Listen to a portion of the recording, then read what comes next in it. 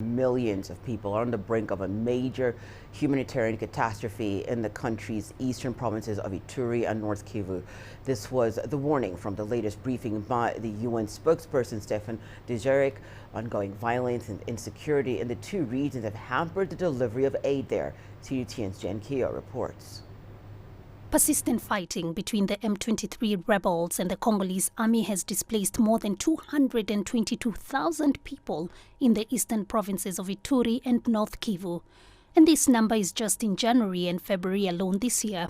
The United Nations says the total number of displaced since violence broke out in March last year is now over 880,000. More than half of these men, women, and children are living in precarious conditions in the cities of DR Congo and Goma and the surrounding areas.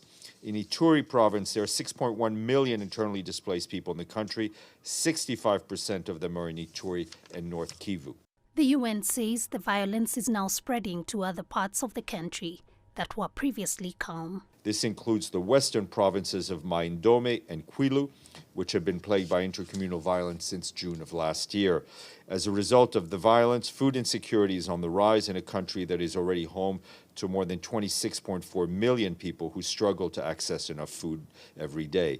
Cases of malnutrition, epidemics like measles and cholera are increasing, further stretching the humanitarian community's capacity to respond.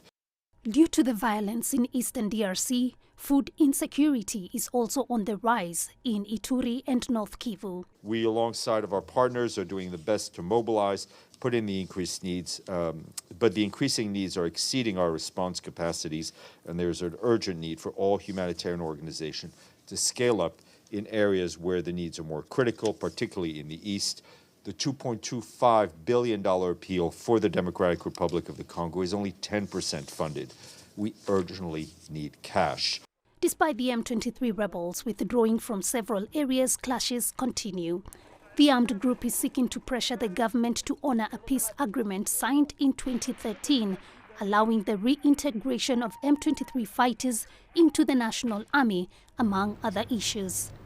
Jen Keo, CGTN.